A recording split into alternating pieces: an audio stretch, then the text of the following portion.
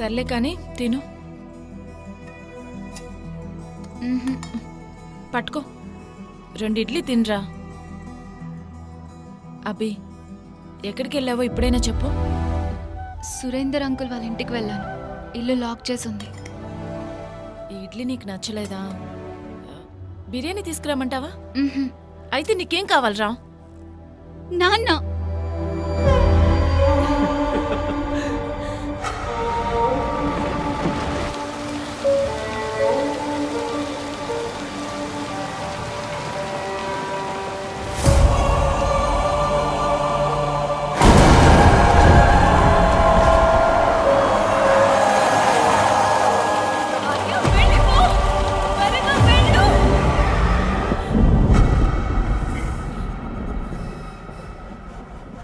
రే, అక్కడున్న tool box తీసుకురారా, వెళ్ళు.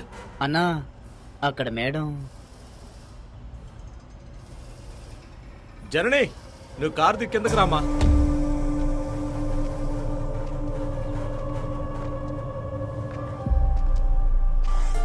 రే విష్ణు, కార్లో ఎక్కడెక్కడ డ్యామేజ్ అయిందో వెళ్ళి చెక్ చేసి చూడు. టింకరింగ్ ఉన్నా కూడా నోట్ చేసుకో.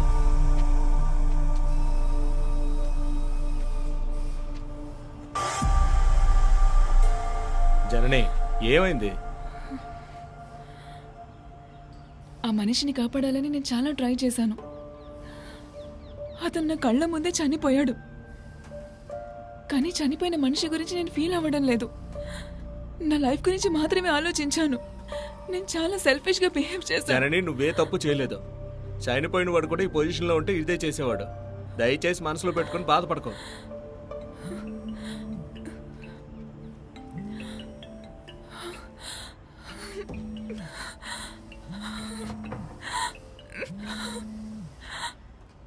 ఎవరు? పోలీస్.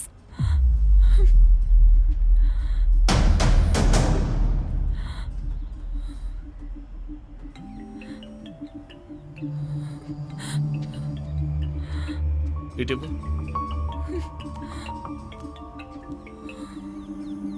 హలో, నేను జగదాంబ సెంటర్ పోలీస్ స్టేషన్ నుంచి రైటర్ రాజేంద్ర కుమార్ మాట్లాడుతున్నాను. సార్, మేడం గుడిలోకి దర్శనానికి వెళ్ళారు. నేను వాళ్ళ డ్రైవర్ని మాట్లాడుతున్నాను. చెప్పండి సార్. యాక్సిడెంట్ విషయంలో చిన్న ఎంక్వైరీ కోసమే.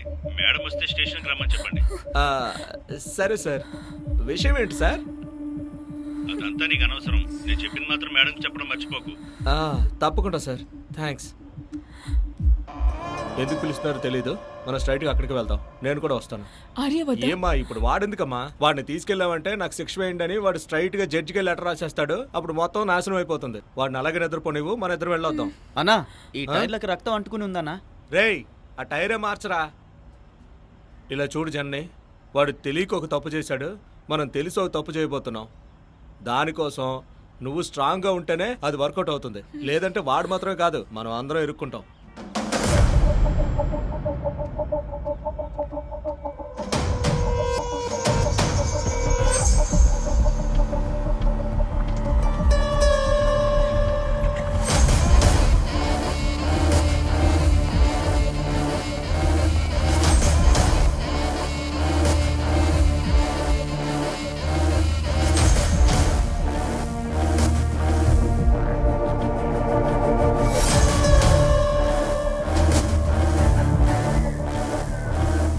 భయపడుకుంటారా?